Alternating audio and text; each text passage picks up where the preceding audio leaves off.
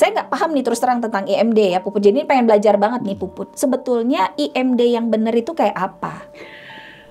Dada ibu itu punya sifat termoregulator. Penelitian 2005, 2007. Kita udah ketemu ya. Jadi kalau bayinya ini kedinginan, dada ini naik 2 derajat Celcius. Kayak inkubator alami. Tapi ini ngatur bayinya. Kalau inkubator kan kita yang kita yang atur nih. Nah, ini bayinya. Bayinya kepanasan ini turun 1 derajat Celcius. Allahu Akbar. Masya Allah. Jadi tempat bayi baru lahir yang disiapkan Allah ya dada ibunya sebenarnya. Kenapa kita bikin inkubator? Waktu saya melahirkan Sajat dan Alif, saya kan IMD ya. Durasi IMD-nya berbeda-beda. Waktu Alif itu saya IMD-nya cuma sekitar 10 atau 15 menit gitu Puput. Nah waktu adik Sajat itu dapat setengah jam. Nah saya nggak paham nih terus terang tentang IMD ya Puput. Jadi pengen belajar banget nih Puput. Sebetulnya IMD yang benar itu kayak apa? Orang sadar bahwa yang dikerjakan sama semua mamalia kecuali manusia itu benar. Semua mamalia yang Puput tahu sih, zaman Puput kecil ibu tuh punya banyak kucing. Nah, ada sih kucing melahirkan dan Puput lihat tuh kucing melahirkan. Udah gitu, terus matanya masih nutup tuh kucing kucruk. Cari payudara ibunya. Semua tuh anak kecil semua. Waktu lihat itu kitten, papi juga sama. Iya. Andin juga sama. Gitu. Semua waktu lihat di Animal Kingdom, bahkan gajah yang segede gajah gitu juga cari susu ibu begitu lahir. Begitu lahir, kalau anak-anak kuda sih bisa langsung berdiri, langsung minum ibunya gitu.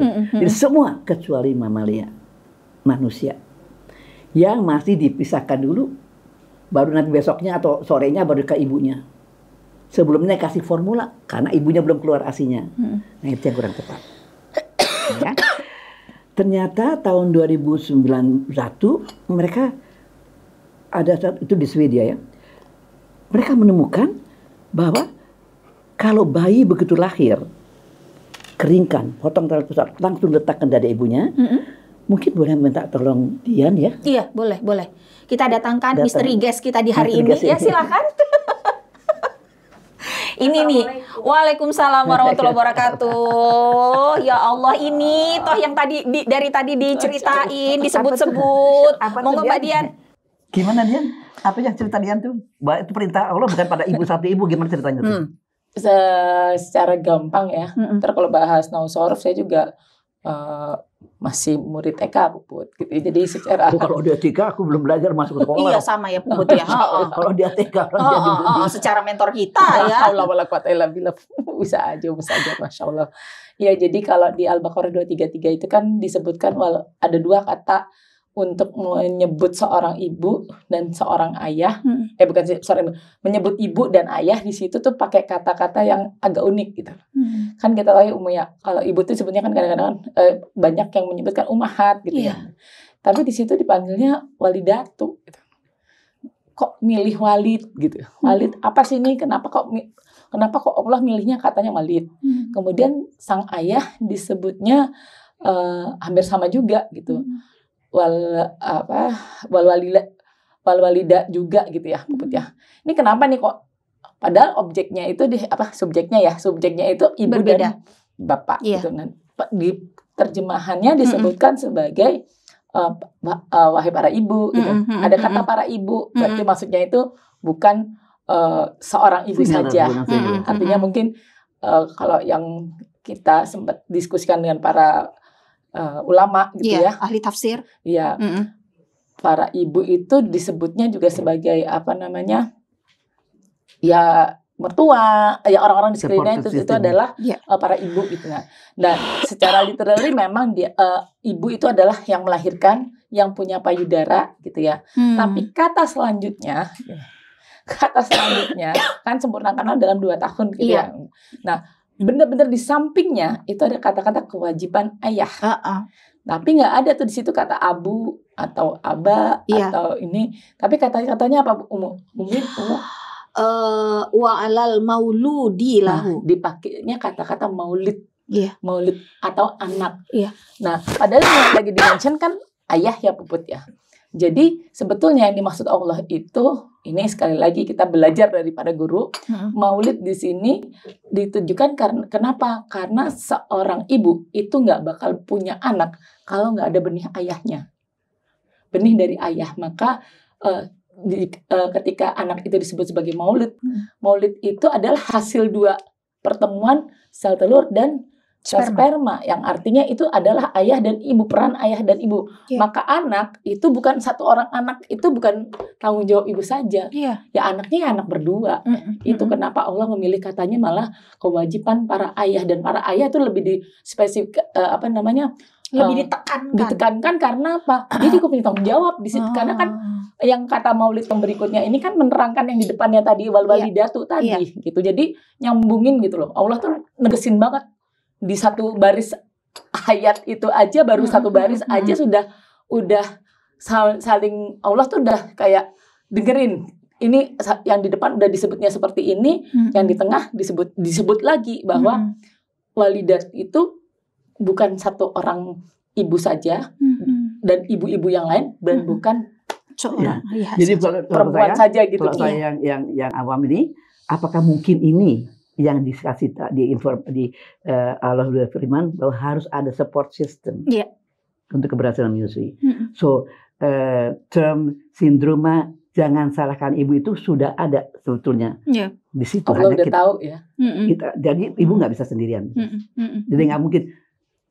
Apalagi don't blame yourself, karena kau tidak akan mampu kalau tidak ada tenaga kesehatan yang benar, atau rumah sakit yang menolong, rumah sakit yang menolong, tenaga kesehatan yang menolong, susu formula yang tidak mengganggu dan sebagainya. Terutama ayah yang kurang mengambil pengalaman. Jadi kembali, ayah itu center sekali. Kenapa? Dia bisa ngomong sama rumah sakit, saya mau begini. Dia bisa ngomong dokter saya nggak mau kasih formula.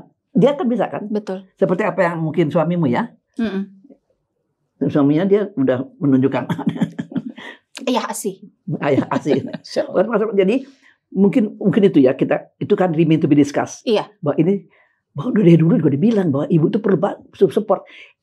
Setiap saat melahirkan, dia nggak bisa hari pertama saja, kan seluruh support karena sama. Anak pertama belum tentu anak kedua sama loh. Betul. Melahirkannya pun sama, segalanya pun sama. Betul. Kadang anaknya, tapi support itu tetap harus setiap menyusuin. Apalagi sama anak ke-6 ya. Jadi bukan berarti udah langganan hamil dan melahirkan terus langsung udah pasti lancar tuh dan aman semua proses melahirkan dan menyusui. Tetap aja itu kewajiban ayah, mau diapain itu ayah ya, kewajiban ayah. Karena walidat tadi, maulid tadi gitu ya. Jadi kewajiban ayah itu bukan cuma ngajak jalan-jalan ke Jepang ya rupanya ya. Masya Allah. Kayaknya kita mau diajak jalan-jalan ke Jepang. Masya Allah. Tapi juga nemenin istrinya untuk bisa sukses menyusui. Tadi kita lanjutkan soal EMD tadi. Jadi sekali. Jadi tahun 1991 mereka menemukan bahwa seperti mamalia lain, manusia juga harus begitu. Apa maksudnya begitu? Menyusui segera setelah lahir. Nggak bisa tunda-tunda. Segera itu kapan? Segera setelah lahir. Begitu lahir susuin. Itu yang dinamakan early initiation of breastfeeding. Atau diterjemahkan di kita, yang saya sesalkan diterjemahkan ini, inisiasi menyusu dini. Jadi inisiasi menyusu dini itu gampangnya mulai menyusu segera setelah lahir. Dengan caranya bagaimana caranya? Namanya early uninterrupted skin to skin contact. Uninterrupted, tidak terganggu. Jadi kontak kulit dini yang tidak diganggu. Caranya begitu. Jadi begini, inisiasi menyusui dini adalah proses menyusui dimulai secepatnya. Itu dulu titik. Jelas ya. Jadi kapan segera setelah lahir. Tidak boleh lebih umurnya 1 jam. Telat kalau 1 jam, di atas 1 jam, bukan telat. Kalau seorang anak baru mulai disusuin, ini penelitian tahun 2017 ya. Penelitian kalau nggak salah sih 130 bayi ya, 130.000 bayi. Aneh. Jadi begitu lahir, anak harus segera disusuin. Tidak boleh lebih dari umur 1 jam. Karena kalau umur 2 jam baru mulai disusuin, sampai 2 jam sampai 24 jam baru mulai disusuin, itu kematian meningkat 33%. Jadi memang inisiasi menyusui adalah refleks kehidupan Allah yang Allah kasih yang kita tidak pakai. yang digunakan sama semua mamalia kecuali manusia. Berarti ada ada imunitas yang ditanamkan nanti jelas. pada saat Nanti jelas, nanti jadi tambah penasaran ini sama IMD. Itu dulu. IMD adalah proses menyusui jumlah secepatnya. Iya.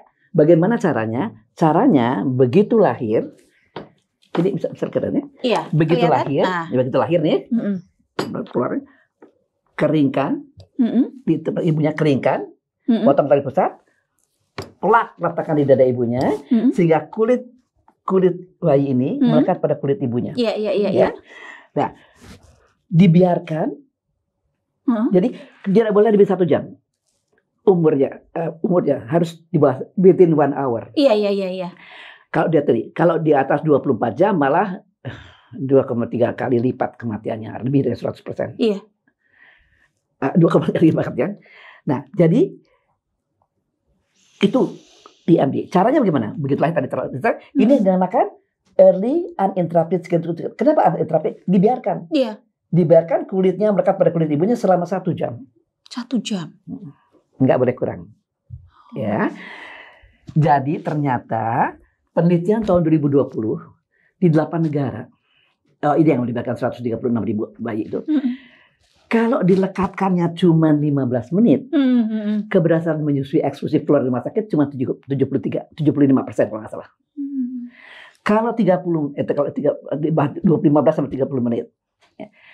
Kalau 1 jam, kalau dilekatkannya 1 jam sampai 1,5 jam, keberhasilan menyusui 9,5%, 95%. Allahu Akbar. Beda 70 sampai 90%. Jadi memang dikatakan minimal 1 hour, ya, for at least 1 hour sudah kontak ya.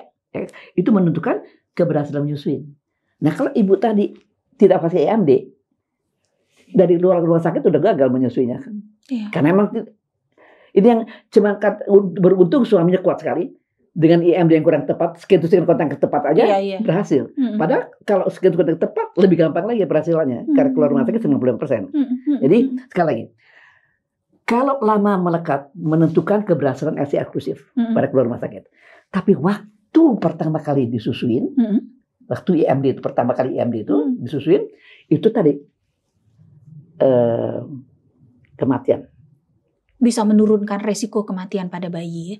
2,3% bisa tadi. Meningkatkan risiko kematian di atas 2 jam, 33% risikonya lebih tinggi kematiannya. Ya, jadi yang heran, memang mereka teliti kembali tahun 2011 kemarin, di videoin semua tuh di video, banyak sekali penelitiannya. Dan yang ahlinya tuh dari Swedia namanya Wallström. Sama tuanya sama puput sih, tapi dia otaknya bercengklang banget. Oke, ya. Ternyata bayi, kau sedikit. Begitu bayi dilahirkan, diletakkan, ya, dia mulai apa? Mulai tadinya nangis kan, terus ini dia diam. Itu stadium awal tuh dia diam aja. Kemudian mulai dia apa? Mulai dia jilat-jilat, tangannya ke payudara ibunya, ke mulutnya, ke payudara ibunya mulutnya, ya. Kemudian dia akan menjilat-jilat ini daging kulit ibunya. Kita itu manusia punya mikrobiota, bakteri baik di seluruh kulit kita. Itu yang menjaga kita nggak sakit sebenarnya. Ya. Yang jumlah mikrobiota lebih banyak dari jumlah sel kita sebenarnya. Masya Allah ya. Nah, dia jilat-jilat apa? Mikrobiota di dada ibunya. Allah. Dia telan, berkembang biak, jadi di usus berbiak dia. Jadi apa? Prebiotik, postbiotik atau bacillus yang dikasih di formulanya. Itu bayi, berapa kali dia menjilat, cuman dia yang tahu berapa banyak diperlukan bakteri di ususnya. Jadi dia jilatin gitu. Ya. Udah gitu, dia naik, kakinya tuh naiknya kalau orang Sunda bilang mah TTJ, apa ya namanya? Merayap. Enggak, ya merayap sih. Panjat. Dia neken gitu. Oh iya. TTJ atau kalau orang Jawa mancal-mancal, saya kan janda Jawa Sunda. Kalau itu mancal gitu ya. Nah, dia menekan perut bagian perut. Di mana? Di rahim, di atas rahim. Ngapain? Bantu mengeluarkan ari-ari. Allah. Ya, masalahnya. Masyas alami. Ya, bukan mengeluarkan ari-ari. Udah gitu dia merayap kan. Merayap itu dia pindahkan bakteri di kulit ibunya ke kulit dia, langsung menjadi bakteri penjaga kulit dia. Makanya anak-anak ini akan kalau kasih IMD dan terus lewat gabung akan imun terhadap penyakit ibunya. Nah, karena ibunya nggak dekat. Iya. Tapi kalau dia dipisahkan imun terhadap penyakit susternya kan kan susternya iya. Makanya dipisahkan sama orang yang dikasihi. Kalau memisahkan anak. Oke. Jadi kemudian kalau diperhatikan nanti satu kali kita off the kamera kita lihat bagaimana betul-betul ya. Kalian melihat bagaimana anak tuh bayi melakukan IMD ya. IMD. Kepalanya jatuh-jatuhkan gitu. Terus sampai ke atas tuh jilat jatuh. Ngapain? Massage tuh. Massage payudara. Dia jilatin, itu massage juga, dia jilat. Jadi 1 jam lebih payudara dimasak, aslinya bagaimana nggak keluar, 1 tetes 2 tetes mah, atuh. Sampai ke puting ibunya, dia belum langsung minum loh. Itu cucu saya di kamar operasi itu. Dia jilat dulu ibunya, dia tahu ibunya masih kurang hormon kasih sayang, hormon oksitosinnya. Dia jilat dulu, dia kulum anak payudara ibunya, betul, jelas sekali. Cucu saya sekarang berapa ya, 17 tahun. Alhamdulillah diterima kemarin di Harvard summer school di Harvard University dari SMA. Kok cerdas sekali dong. Oke, dia jilat putih ibunya, begitu dia sadar ibunya cukup oksitosin, dia baru minum dengan benar. Yang heran 9 tahapan ini dikerjakan sama semua bayi. Bukan dia atau ada ya, atau berapa ya? Yang dikatakan Allah memberikan petunjuk. 21. Bukankah ini petunjuk Allah? Yang betul-betul kita nikmat Tuhan yang mana lagi kau dustakan. Cuman manusia yang menghalangi early initiation of breastfeeding ini. Nggak ada mama lain yang tidak membiarkan anaknya dipisahin. Nggak ada. Coba kalau berani misahin anak beruang sama emaknya. Oh, maulah dicakar. Batak. Medan. Ya, jadi saya bilang, apakah ini bukan kita survival reflex yang Allah berikan yang betul-betul kita lupakan dengan menganggap kita benar. Gitu. Bayi di Eropa sama bayi di Indonesia proses IMD-nya sama. Padahal nggak pernah ada yang ngajarin, nggak pernah. Ada yang ngajarin Allah. Makanya petunjuk karya Allah. Makanya nggak ada manusia yang pernah ngajarin mereka ya. Allahu Akbar. Makanya ada buku Asia yang mengatakan follow me mom. Anak bayi itu lebih pintar dari mamanya kalau menyusui karena dia udah iya, langsung dikasih ilmunya sama Allah. Iya. Follow, ikut aja saya, jangan repot-repot bikin sendiri. Ikut aja saya, follow me mom gitu. Ya, jadi ini yang betul-betul setiap tahapan ada guna dan ada maksudnya. Dan dampak penelitiannya menunjukkan tadi early initiation at least 1 hour. Makanya uninterrupted. Iya. Nggak boleh. Yang paling bagus 1,5 jam. 1 sampai 1,5. Itu yang 95%. Kenapa kita tidak takut kedinginan? Karena kemarin saya ceritakan. Dada ibu itu punya sifat termoregulator. Penelitian 2005, 2007. Kita udah ketemu ya. Jadi kalau bayinya ini kedinginan, dada ini naik 2 derajat Celcius. Ke inkubator alami. Tapi ini ngatur bayinya. Kalau inkubator kan kita yang kita yang atur nih. Saya bayinya kepanasan ini turun 1 derajat Celcius. Allahu Akbar. Masya Allah. Jadi tempat bayi baru lahir yang disiapkan Allah ya dada ibunya sebenarnya. Kenapa kita bikin inkubator? Kembali nikmat Tuhan yang mana lagi sih? Luar biasa. Yeah. Saya baru tahu loh. Ini teman-teman saya baru tahu nih. Ternyata segitu amazingnya ya IMD ternyata.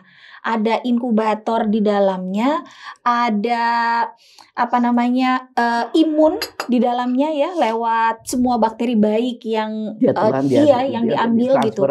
Dan ada massage alami, pijat alami buat ibunya. Supaya oksitosinnya naik. Iya gitu. Dan Masya Allah. Nah, bagaimana dengan ibu-ibu yang, maaf ya, Puput ya, putingnya tidak keluar? Nah, itu proses IMD-nya seperti apa? Sama, nggak ada bedanya. Bayi itu ada putingnya tetap akan mengakhirkan IMD. Keberhasilan menyusui dengan puting itu nanti itu teknik sekali ya, bahwa menyusui itu bukan pada puting, tapi pada payudara. Di puting itu hanya marker untuk diletakkan jauh di dalam, di langit-langit lunak, supaya dia nanti memeras payudara. Itu saya punya deh. Oh, di sana ada Kak, di sana. Ini kan modul ya. Iya.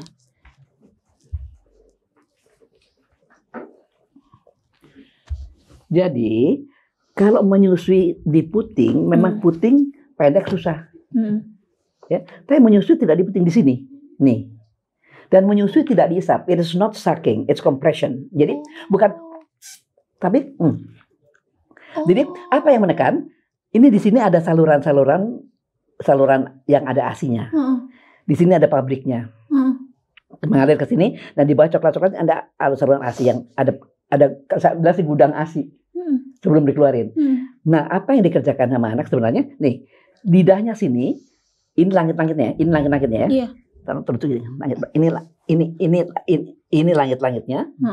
Ini langit-langit lunak. Ini lidahnya, baik. Iya. Jadi ini harus masuk ke dalam langit dari ke sini, harus sampai ke sini langit lunak, supaya ini bisa ditekan. Siapa yang tekan? Lidah bayi dengan landasan langit-langit. Makanya kalau anak dengan bibing subing agak susah karena landasannya bolong gitu. Iya. Tapi bukan disedot. Kalau disedot nggak masalah kan. Walaupun bolong di sini kan disedot nggak masalah. Tapi it's not sucking, it's compression. Jadi memang tekan gitu. Nah itu teoritis ya. Iya. Jadi yang bagusnya anak itu terbiasa sama puting ibunya. Kalau puting ibunya kecil atau pendek, dia memang biasa sama puting pendek. Iya. Dia akan beradaptasi ya. Emang Allah yang nyiptain. Udah dicocok-cocokin. Asinya kan adaptasi sama anaknya. Masing-masing asi ibu cocok buat anaknya. Payudara ibu cocok buat anaknya. Iya. Kalau anak yang biasa dengan puting pendek, dikasih putingan katanya normal, kelagapan dia. Kadang biasa dia nyedot sampai ke belakang, dia sampai sini udah kelebekan dia. Ada loh. Kalau bidang puting itu jadi kayak baut sama mur gitu, udah punya pasangannya aja. Sendirian gitu loh. Jadi harusnya ibu-ibu yang putingnya memang nggak modelnya nggak normal gitu ya, itu nggak perlu sedih nggak ideal ya, bukan nggak normal ya, nggak ideal kata orang yang nggak ideal, kata Allah mah ideal. Betul. Ideal buat anaknya memang, nggak ideal buat anak lain. Iya betul Puput. Nggak ideal buat anak. Jadi puting itu ada beberapa teknik untuk memudahkan sih, tapi menyusui pokoknya bukan pada puting. Kalau putingnya pendek menyusui susah. Kalau menyusui pada puting, tapi kan putingnya di puting hanya marker untuk letakkan dari supaya dia bisa menekan di sini. Iya. Itu teknik sih ya. Allahu Akbar, luar biasa. Tapi percayalah, Allah tidak mungkin salah. Ya. Dan bagusnya selama saya main 35 tahun main ASI ini, jarang yang betul-betul inverted nipple. Umumnya pseudo inverted nipple. Apa itu? Pseudo inverted nipple itu tadi mana? Kalau inverted nipple itu kan begini, kayaknya putingnya delep kalau orang Jawa bilang. Iya. Kalau delep ya. Tenggelam. Jadi datar. Tapi kalau kita tekan di sini, dia akan keluar. Itu pseudo inverted nipple. Ya. Sedangkan kalau true inverted nipple, kadang-kadang nggak kelihatan mendelep. Tapi kalau kita tekan malah ke dalam dia. Itu yang true inverted nipple. Jadi yang banyak di lapangan itu pseudo inverted nipple. Tapi karena PD ibunya sudah kurang, jadi memang jadi nggak bisa. Kan PD ibu penting sekali. Betul. Makanya harus ketemu orang-orang yang bisa menolong menyusui. Tetap aja harus menolong menyusui. Kan cuma 20% kalau tidak berhasil. Iya. Memang tetap harus butuh ya, Mbak Dian. Support dari orang-orang terdekat. Orang terdekat dan orang yang tahu tentang teknik menolong menyusui kan. Mbak Dian kan anaknya 6, iya kan ya? 6 kali menyusui. Kalau saya kan baru 2 nih ya. Secara pengalaman kan Mbak Dian jauh lebih banyak gitu. Tiap menyusui kan pasti punya ceritanya masing-masing ya. Pernah ngalamin masa Mbak Dian susah untuk menyusui? Anak kedua kali ya. Padahal yang pertamanya berhasil. Berhasil itu maksudnya relatif lebih lancar atau gimana Mbak Dian? Pertama itu kan 2002 ya Puput. Itu Puput baru muncul. 2002 belum. Kita belum banyak tahu. Tapi itu Puput ya, kalau kata Puput memang kemalasan yang Allah karuniakan ya Puput ya. Jadi saya itu kan 2002 lahirin anak pertama itu, kalau seluruh anak saya kan prematur ya umum. Jadi pasti kalau di rumah sakit pada umumnya anak prematur pasti dikasih formula. Itu prosedur utama udah disendokin lah 2 jam 3 jam gitu. Jadi yang diutamakan susu formula pasti pulang dari rumah sakit. Nah, entah ya itulah Allah ya Puput. Itu Alamiahnya. bersyukur pada Allah tuh sih. Aneh kali ya. Males jadi gini, yang namanya susu formula itu kan formula ya, nyiapinnya disteril dulu, ini dulu, nanti abis gitu belum 2 jam sekali karena target naikkan berat badan ya Puput ya. Maka apa yang terjadi, suami itu sampai beli botol itu sampai 10. Saking udah bunda jangan repot nanti pulang kerja ayah yang nyuci. Ya udahlah ya. Nah, padahal anak itu kan butuhnya cuma 1 tetes 2 tetes. Itu nyiapinnya 30 cc pokoknya harus masuk. Oh, setengah mati tuh anak udah gelap-gelap gitu kan. Nah, belum lagi ngurusin nyuci botol. Terus abis gitu belum ada sterilizer. Ada sih, cuman duitnya nggak sanggup lah intinya. Pakai apa? Panci ya. Direbus. Yang ada botolnya gosong sapanci-pancinya. Akhir dari situ apa? Duh, gimana sih caranya, males banget nih. Pokoknya gimana, kamu harus nyusul pokoknya. Males. Dan gak ada informasi karena Puput belum 2003 ya Puput ya waktu itu ya. Nah sekitar 2003 nah. Pokoknya gimana caranya? Terus sampai datang ke dokter ya gitu lagi. Itu masih anak pertama tuh. Dapat 2 atau 3 bulan gitu. Pokoknya saya nyerah, gak mau pokoknya nggak mau susu sebulan. Itu susunya kaleng susunya tuh sampai diiniin karena kan sekali lagi ya Puput ya, Allah yarham mertua itu pokoknya dikasih susu formula kamu, yang penting kamu nggak makan nggak apa-apa, yang penting bayimu makan. Itu yang namanya beli yang terbaik itu, yang gold itu loh. Itu dijajir sampai difoto, dikasih tahu ke mertua, difoto waktu kita pulang kamu nih loh dikasih gini. Padahal dalam hati saya tersiksa banget, saya tuh kadang-kadang nggak habis gitu kan.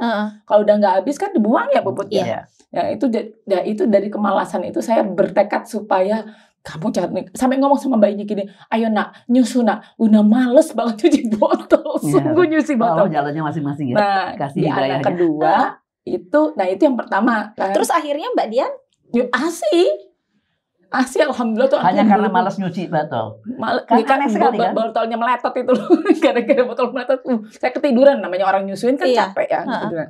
Nah yang anak kedua itu karena saya baby blues. Sebenarnya gimana ya? Bukan suami nggak peduli, tapi waktu itu jadi pas anak kedua itu kan saya di Pekanbaru ya. Anak pertama, anak kedua itu di Pekanbaru. Waktu itu kan jauh dari orang tua, jadi anak kedua itu udah cukup mampu memberangkatkan mamah ke Pekanbaru. Iya. Kemudian datang juga adiknya suami dari Kuningan gitu ya. Diutuslah sama Mimi. Nah, baby bluesnya tuh pulang dari rumah sakit, sakit. Lah mereka tuh kan sibuk ngobrol aja. Kita nyusuin di dalam sendirian. Yang ngobrol itu ya kan namanya ibu baru melahirkan kan. Pakai IMD nggak? Pakai semua. Yang kedua. 2002 hampir pasti nggak belum. Nggak ada IMD. Yang kedua berapa? Yang kedua 2004. 2004 juga belum. Iya belum, nggak ada IMD itu pasti dipisah. Jadi baby blues akan dikurangi kalau IMD. Oh gitu. Kenapa? Karena dengan IMD itu ada satu ibu, Sofi Navita, pernah dengar ya? Oh iya. Dia bilang anak pertama belum ada, belum IMD. Belum populer di sini IMD. IMD itu terus cucu pertama kita 2006 di Karun. Jadi yang lain sih, yang lain udah habis lah. Puput waktu itu habis kanan kiri dimarah-marahin orang.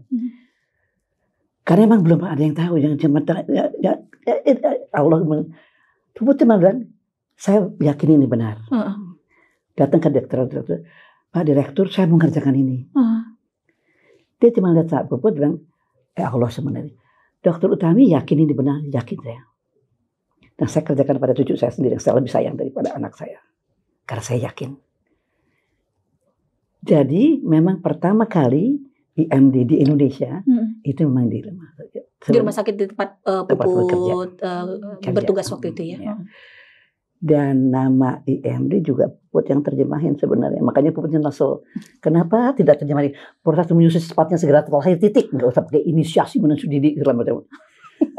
Kan pernah bicara di daerah terpencil gitu. Niku napa tuh dokter inisiatif ini ya Allah iya ya. Kenapa saya terjemahkan inisiasi gitu? Kan biar kelihatannya intelek Puput, Bukan sih, inisiasi Puput. gitu kan. Malas biar gampang aja. Malas biar gampang ini early initiation of breastfeeding ya, inisiasi menyusui dini gitu kan. Enggak iya Mbok nggak ngerti. Mbok Niku bahasa Jawa nih. Niku napa tuh dokter niku inisiatif ini napa ini tip apa niku. Ya Allah, kalau saya bisa merubah terjemahannya itu menjadi proses menyusui segera setelah lahir udah beres, semua orang ngerti gitu. Tapi sudah kelewatan jadi sudah makanya waktu inisiasi menyusui kadang-kadang nyesel sendiri.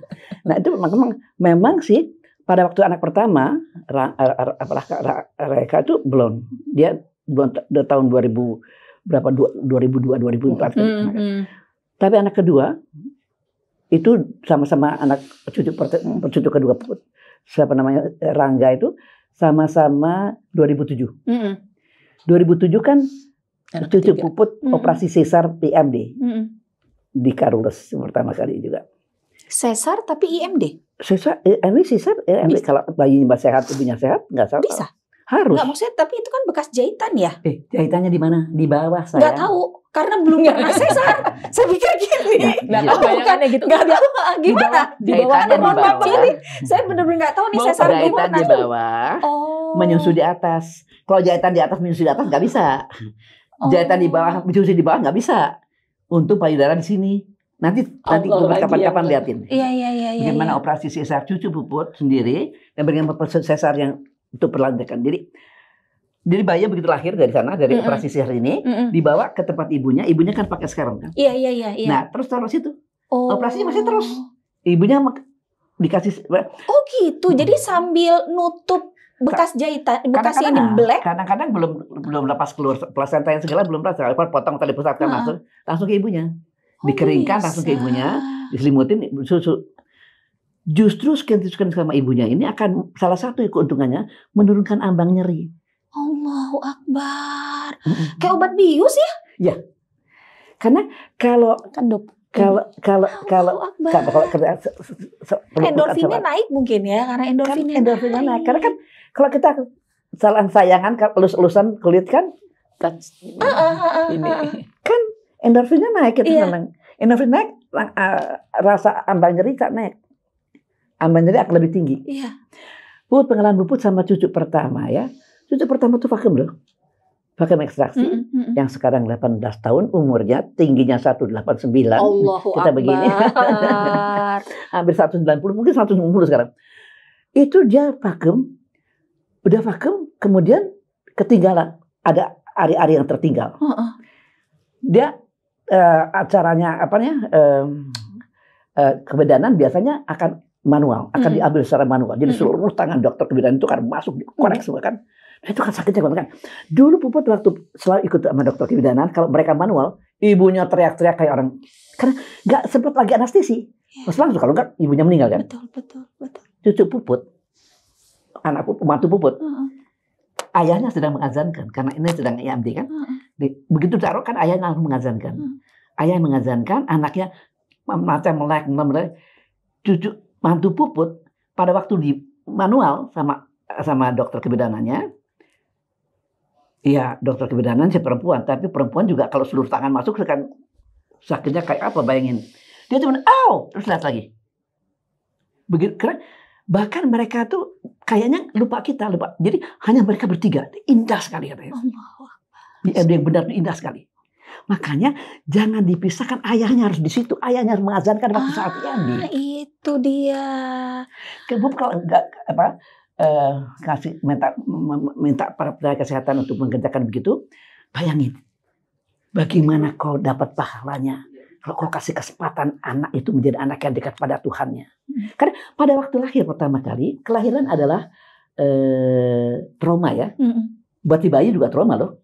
Masih jalan sempit begitu trauma kan. Iya, pasti. Nah, begitu lahir dia traumanya tinggi, adrenalinnya tinggi kan. Iya.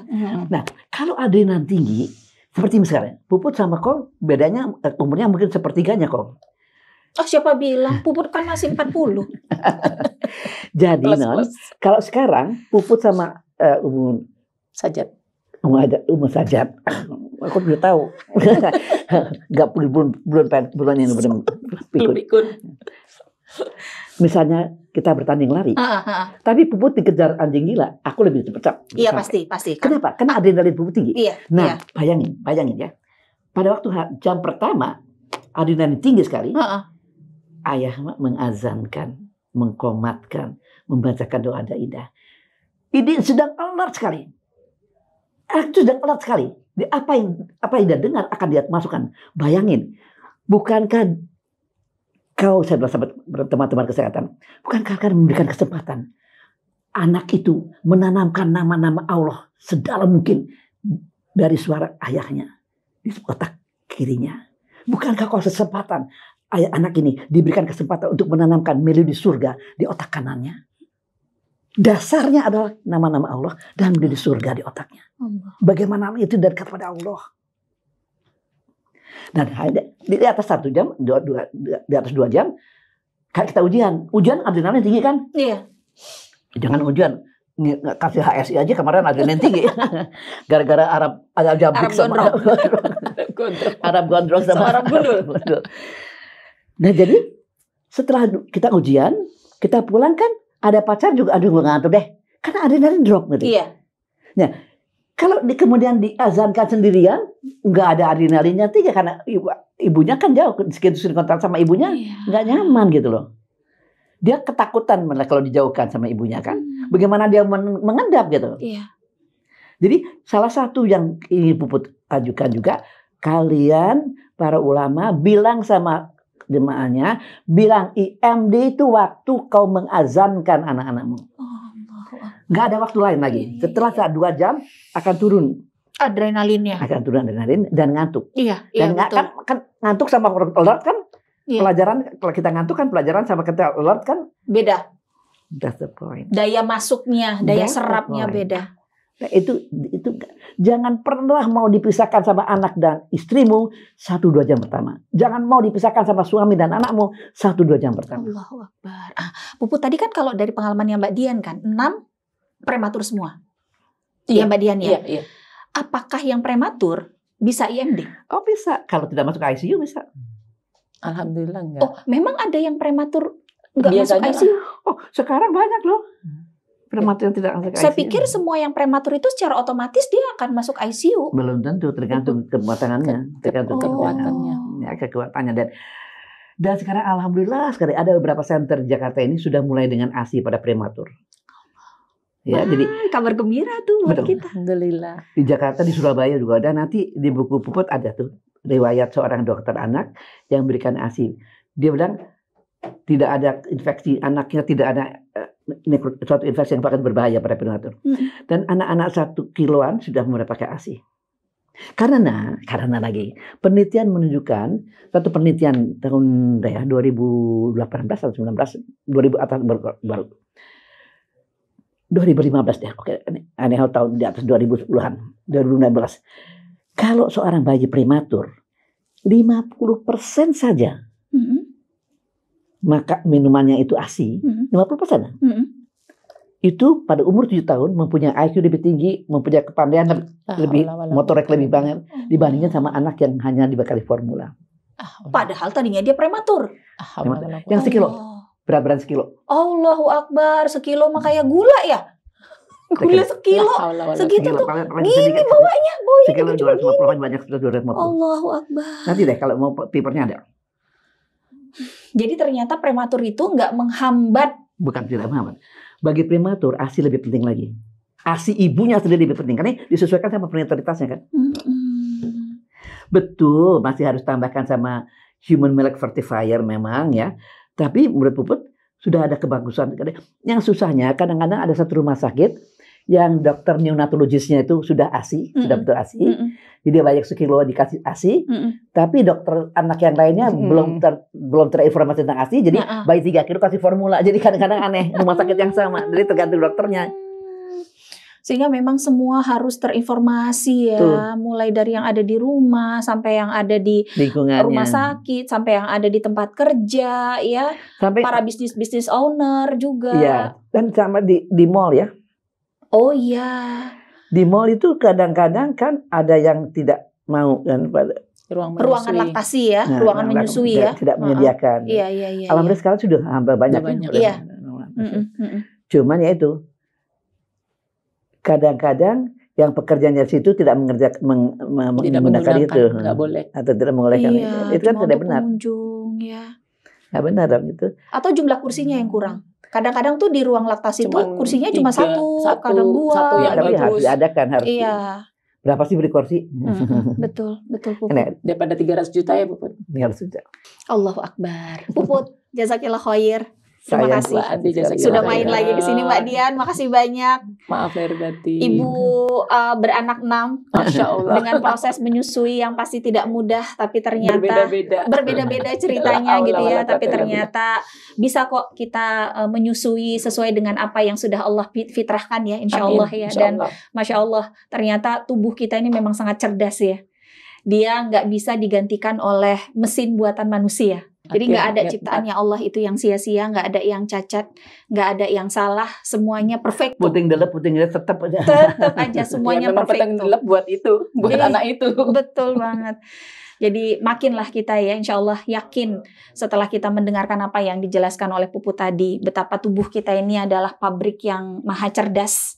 Dia bisa menyesuaikan dengan kebutuhan dan jaga ya tubuh kita baik-baik, jiwa kita punya hak, raga kita juga punya hak, agar kita bisa menemani anak-anak kita tumbuh, berkembang, besar menjadi anak-anak yang sehat dan anak-anak yang solih insya Allah gitu. Puput, Mbak Dian, makasih banyak sekali lagi udah main kesini. Kita yang terima kasih. Kita Iya. makan dulu buahnya, kesian dari tadi dianggurin aja ya teman-teman. Nanti kita ngobrol lagi ya. Terima kasih banyak. Assalamualaikum. Waalaikumsalam.